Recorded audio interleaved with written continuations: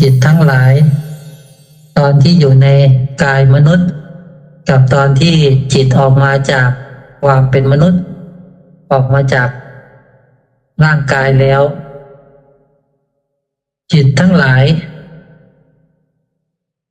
เมื่อออกมาจากร่างกายนั้นแล้วเขาก็ยังเชื่อว่าเขามีร่างกายที่เป็นร่างกายที่เป็นกายละเอียดนั้นมีรูปร่างนั้นถูกสร้างขึ้นมาจากไหนรูปร่างกายละเอียดถูกสร้างขึ้นมาจากไหนธรรมชาติของนามธาตุเนี่ยไม่เกี่ยวกับรูปธาตุนะรูปธาตุก็เป็นแค่ก้อนกายเฉยๆเป็นแค่วัตถุอย่างหนึ่งเฉยๆถูกสั่งการจากนามธาตุนะ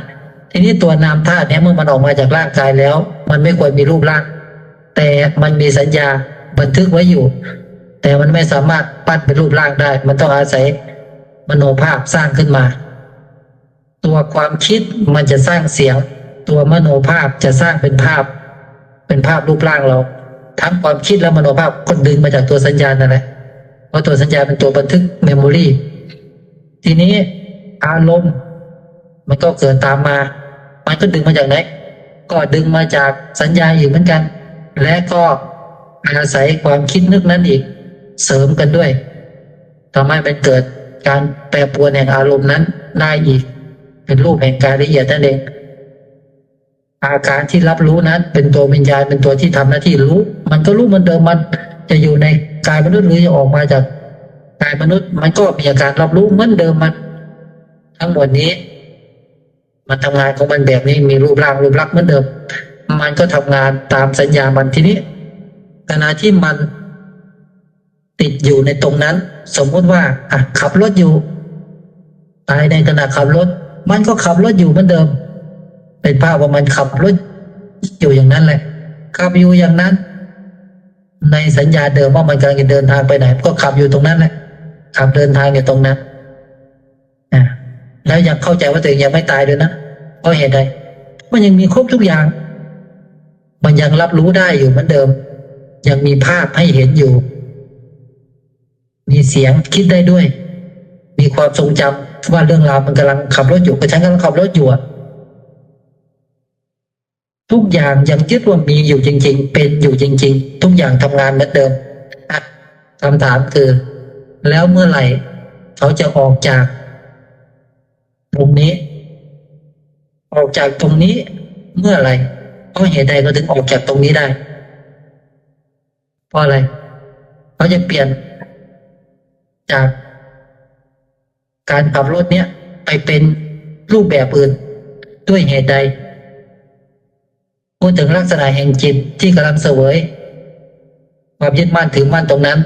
ในรูปนั้นในเรื่องราวนั้นๆที่มันยึดถืออยู่ยังเชื่ออยู่สำคัญมั่นหมายอยู่เช่นขณะทำนาอยู่นั้นเกิดตายก็กลายเป็นดวงจิตทำนาอยู่ตรงนั้นแหละทำไมดวงจิตถึงทำนาอยู่ตรงนั้นก็เพราะมีสัญญาอยู่ที่มันยังฝังอยู่ว่ามันกำลังทำหน้าที่นี้อยู่แล้วมันจะเปลี่ยนตอนไหนไปเป็นภพใหม่จะเปลี่ยนตอนไหนมันกำลัง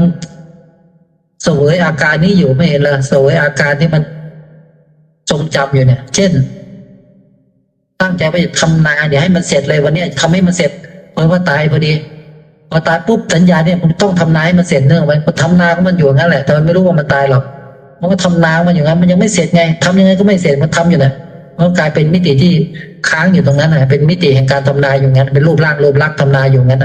แล้วก็เห็นผู้คนเห็นอะไรทุกอย่างอะไรตามที่มันอยากจะเห็นตามที่มันจำมาว่ามีผู้คนอยู่กับมัน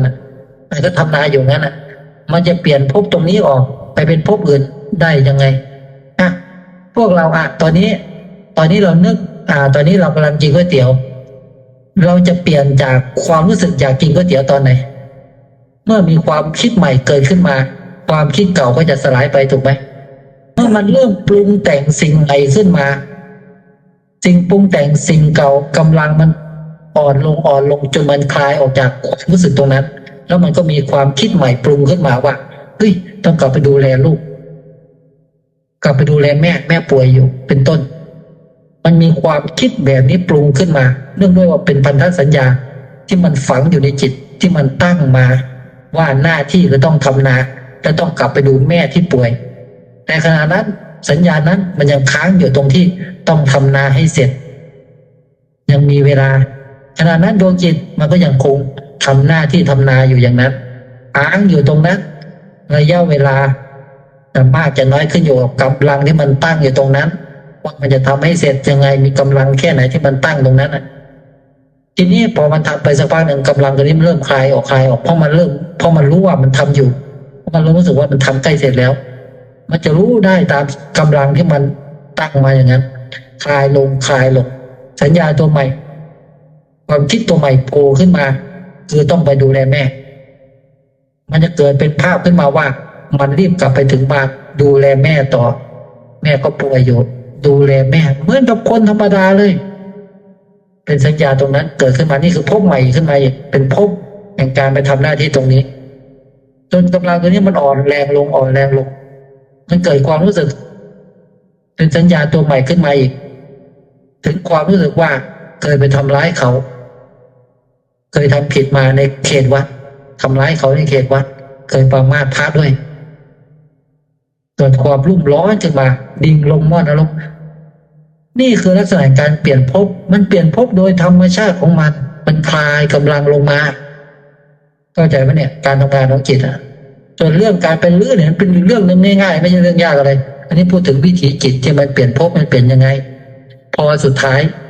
มันไม่มีความคิดใดๆมาลากมันไปคือมันไม่มีสัญญาใดๆที่มันตั้งมาหรือระลึกไว้นะตรงนั้นไม่มีอะไรมันดึงมันไปมันรู้สึกว่ามันว่างๆอยู่ไม่มีกำลังว่าไม่มีความรู้สึกว่ามันไปอยู่ตรงไหนแล้วนิ่งๆว่างๆอยู่ในที่ว่างๆอยู่ตรงนั้นทีนี้ล่ะธรรมชาติของจิตมันเป็นจิตที่ต้องเรียนรู้มันเริ่มทำงานอีกครั้งคือไปหาภาชนะแล้วก็เริ่มเกิดในตรงนั้นต่อเป็นสัตว์ตัวนั้นต่อเป็นอะไรก็แล้วแต่ที่มันจะได้ไปเกิดนั้นตรงนั้นเนี่ยพวกเราจะบอกว่าตามวิบากแห่งกรรมต้องมาชดใช้มันมีเศษแห่งกรรมอันนี้มันจะเป็นไปอันนี้เป็นพวกกำลังอ่อนๆแล้วมันไปเกิดแน่ๆหลักว่างั้นนะนี่อาจารย์กำลังจะพูดถึงเรื่องของลักษณะแห่งสัจจะที่มันตั้งนักขนาดใดก็แล้วแต่เพราะงั้นเมื่อพวกเรานี่ถ้ายังไม่เข้าใจธาตุบริสุทธิ์ถ้ายังไม่ปล่อยไม่วางเป็นเนี่ยจิตมันยังยึดอยู่เนี่ยมันจะเสวยตรงนี้เลยเรายังยึดเช่นถ้าเราตายนะเราต้องดูลมหายใจบางที่เขาสอนกันเราต้องดูลมหายใจอานาปานสตินั่นแหละเกิดเป็นรูปแห่งวิญญาณดูอานาปานสติเหมือนเดิมเลยโง่อยู่ตรงนั้นเลยคิด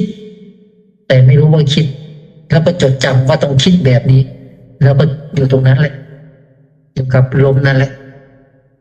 อยู่กับลมได้ไหมอยู่ไม่ได้หรอกเพราะตอนนั้นเวลามันจะตายจริงมันกลัวจะตายห่ามันไม่ได้อยู่กับลมหรอกว่ามันไปตามภาพเลยตามเรื่องราวที่มันห่วงเลยมันใจสารพัดเลยแหละเนี่ยนี่คือลักษณะแห่งการไปเสวยเนี่ยพบแห่งใจละเอียดนั่นเองมันจะหมดกำลังนะเรามันก็คิดใหม่แล้วก็ไปใหม่อีกเปลี่ยนพบไปเรื่อยจนมันหมดกำลังทั้งหมดมันถึงจะไปที่ใหม่ถ้าหมดจริงๆไม่เหลืออะไรแล้วไม่มีอะไรที่ยังไปไม่มีสัญญาอะไรมาลากไปปุ๊บมันก็กลายเป็นอยู่ในที่ว่างเปล่าตรงนั้นแล้วมันก็เริ่มต้นในการที่จะหาภาชนะเกิดแล้วมันก็จะไปเกิดในภาชนะนั้นโดยที่มันไม่รู้ตัวได้มันจะฟุบไปเลยเพราะธรรมชาติของจิตมันต้องการที่จะเรียนรู้เพราะมันได้คลายออกจากการปรุงนั้นหมดแล้วคลายออกหมดเมื่อไหร่เหมือนกันที่ลงนรกมันยังมีอารมณ์นั้นอยู่รุนแรงอย่างนั้นอยู่ความชั่วความทุกข์ความที่มันโกรธเกลียดนะครับแบบมันฝังแรงมากอยู่มันก็ต้องเสวยตรงนั้นอยู่เพราะมันเสวยจนมันหมดความรู้สึกทุกข์ตรงนั้นจนความรู้สึกหมดแรงอาฆาตพยาบาทตรงนั้นหมดกำลังตรงนั้นลงมันก็หลุดออกมาจากภพแห่งนรกนั้นแล้วแต่มันจะนึกเป็นอะไรได้อีกอาจจะนึกเป็นถึงความสุขก็ได้มันก็จะไปเป็นเทวดาทันทีเลยมีรูปร่างนะมันปั้นเองหมดเลยจิตมันสร้างให้ตามแต่ท่านปรารถนาชอบแบบไหนมันจะสร้างจินตนาการเป็นรูปลักษณ์แบบนั้นแหละตามแบบที่เราเชื่อกันนั่นแหละเชื่อว่าตัวเองชอบพญานาคมันก็จะมีรูปร่างเป็นพญานาคชอบแบบไหนอยากเป็นตัวไหนเป็นได้หมดทั้งมีพวกกายละเอียดสารพัดเลยไงแล้วแต่มันจะปั้นหน้าตาแบบไหนเป็นยักษ์เป็นโอด เป็นจะมีหน้าตาแบบดุร้ายสุดๆมันก็ยังมีรูปร่างหน้าตาตามแต่ที่มันปั้นนั่นแหละทีนี้ให้เข้าใจการทำงานของจิตมันเป็นยังไงมันประกอบไปด้วยอะไร มันทำงานแบบไหนมันคลายตัวออกมายังไงทีนี้ต่อไม่อธิบายตามความเชื่อที่พวกเราเชื่อกันมานะอธิบายตามผลแห่งกรรมอะไรก็ไม่ได้ด้วยอันนั้นเป็นความเชื่อมาทั้งสิ้นทีนี้ขออนุญาตท่านอาจารย์ว่าขออนุญาตครับท่านอาจารย์คือผมเห็นลักษณะของลงจิตนะครับนี่หมายถึงว่าประสบการณ์ที่ผมเคยไปช่วยคือเขาโดนขี่มอเตอร์ไซค์แล้วโดนรถ18 ล้อทับท้องแตกตายแล้วเขาไปเป็นเทวดาเป็นอากาศเทวดาแต่เขาก็มาเข้าฝันแม่เขาว่ายังปวดท้องอยู่ผมก็แล้วผมทำเป็นนิมิตให้แม่เขาเห็นแล้วก็ผมก็ไปช่วยแล้วเห็นเขาก็ปวดท้องแล้วผมก็ใช้ลักษณะการพูดเนี่ยการพูดสื่อผ่านแม่เขาด้วยแล้วให้เห็นลูกเขาแล้วพูดกับลูกเขาที่เป็นเทวดาเป็นกายที่เทวดาแล้วพูดถึงลักษณะของ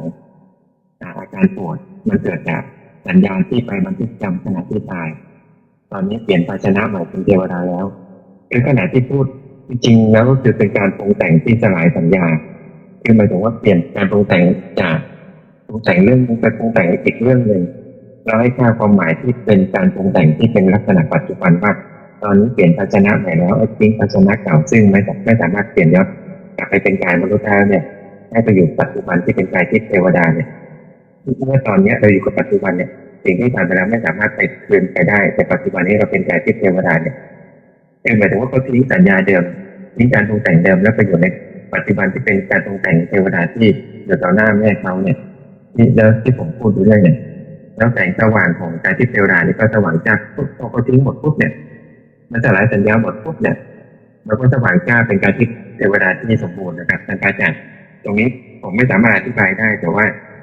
ถ้าเราจะมาสื่อสารในลักษณะการแสดงธรรมหรือว่าพูดธรรมะให้เกิดปัญญาควรทำอย่างไรครับท่านอาจารย์ขออนุญาตครับเรื่องของจิตทั้งหลายนะจิตทั้งหลายเนี่ยคือมันเป็นอุปนิสัยของจิตเราเป็นจิตที่เป็นคนที่ใจเย็นเป็นคนที่มองโลกในแง่ดีพวกนี้เป็นเทวดาอยู่แล้วไม่ต้องห่วงเป็นจิตเบาเป็นจิตที่มันเบามันสบายมันไม่โกรธไม่เกลียดไม่อาฆาตพยาบาทใครเป็นจิตที่ชิวๆสบายๆเป็นจิตที่ไม่ค่อยโกรธเกลียดใครเพราะงั้นนะจิตแบบนี้เป็นจิตเทวดาอยู่แล้วไม่ต้องห่วงแต่ลักษณะการตายในขณะนั้นเนี่ยมันเกิดปึ้งมันก็จะรู้สึกขนาดนั้นช่วงขนาดหนึ่งซึ่งเป็นความรู้สึกที่มันเร็วมากเวลาตายมันตายเร็วมากนะมันไม่ได้รู้สึกโอ้เจ็บปวดอยู่เป็นชั่วโมงแล้วค่อยตายไม่ใช่นะมันเจ็บแป๊บเดียวแล้วก็ตายเลยนึกออกไหมเป็นอาการแป๊บเดียวแต่ความรู้สึกนั้นมันฝังอยู่เพราะงั้นมันจึงไปเสวยความเป็นเทวดาก็คือเป็นความรู้สึกสบายนั่นแหละเป็นรูปลักษณ์ที่มีความเบาความสบายเมื่อความเบาความสบายคือเป็นเทวดานั่นเองเป็นรู้สึกที่มันเบาสบายที่มันตามอุปนิสัยมันนั่นแหละแล้วยังมีความรู้สึกที่แบบเจ็บท้องยังค้างคาอยู่แต่มันไม่รู้หรอกว่ามันเจ็บท้องเพราะอะไรเพราะมันจำไม่ได้ว่ามันเกิดอะไรขึ้นมันแค่รู้สึกถึงอะไรบางอย่างก่อนตายแล้วมันก็ตายแล้วมันจำไม่ได้หรอกณขณะนั้นเป็นความรู้สึกแค่เร็วมากมันก็เป็นสัญญาค้างมาแค่นั้นเองทีนี้พอได้รับกุศลอันเกิดจากการแผ่ความบริสุทธิ์จากโยมสงกรานต์ให้แก่เขาก็ซึมซับพอเขาได้ซึมซับอาการนั้นก็หายไปเป็นธรรมชาติธรรมดามันซึมซับเหมือนกับเรามีอาการปวดท้องมีอาการปวดท้องปวดขาก็ดีเปิดว่ามีญาติพี่น้องมาหาโอ้ยปาญาติพี่น้องคนที่เรารักที่สุดมาหาเราดีใจมากเราเราเจอเรากอดเราดีใจมีความสุขเราลืมไปแล้วว่าเราได้ปวดท้องมันลืมไปได้ไงนั่นแหละเป็นอย่างนั้นแหละมันไปเสวยอารมณ์สุขแทนอาการนั้นก็หายไปนึกออกไหมเหมือนกันพวกเทวดาก็เหมือนกันมันทิ้งอาการเดิมไปแต่มันมาเสวยอาการที่เป็นอาการมันเกิดจากความสุขมากมันเกิดจากการที่ได้รับการแผ่ความบริสุทธิ์นั้นซึมซับความบริสุทธิ์จากผู้ที่บริสุทธิ์กว่าเมื่อเขาได้ซึมซับเขาก็ทิ้งอาการนั้นไปซึมซับความบริสุทธิ์ที่มันละเอียดกว่ามันก็ทิ้งเหมือนกับเราเข้าสมาธิมันทิ้งลมหายใจไปเพื่อมันแต่ลมหายใจจากเดิมมันยังดูอยู่นะหรือคำบริกรรมก็ดีเนี่ยมันทิ้งคำบริกรรมหรือมันทิ้งลมหายใจเพื่อเข้าไปสู่ความสงบที่ละเอียดกว่าประโยชน์ความสุขแทนมันทิ้งความสุขประโยชน์กับปีติทิ้งปีติก่อนแล้วประโยชน์ความสุขอย่างเงี้ยมันทิ้งไปเป็นขั้นตามความละเอียดแห่งจิตนั่นเอง เพราะงั้นเทวดาที่ละเอียดขึ้นไปเท่าไหร่มันก็ทิ้งความเป็นเทวดาที่หยาบนึกออกไหมอาการหยาบนั้นมันก็อยู่ในภพนั้นมันเป็นมิติแห่งความละเอียดแห่งอาการนั้นๆแห่งอารมณ์นั้นๆนั่นเองมันไม่ได้มีอะไรพิเศษพิโสเป็นรูปร่างที่พวกเราพูดไปมันอัศจรรย์มันอัศจรรย์เยอะไม่ใช่เรื่องอัศจรรย์มันเป็นเรื่องธรรมชาติธรรมดาของมวลพลังงานแม่เหล็กที่มีมวลพลังงานมากกับมวลแม่เหล็กที่มีมวลพลังงานน้อยมันต่างกันนึกออกไหมกำลังมันต่างกันเป็นอย่างนั้นแรงเหนี่ยวนำแรงเกาะเกี่ยวมันต่างกันนึกออกไหม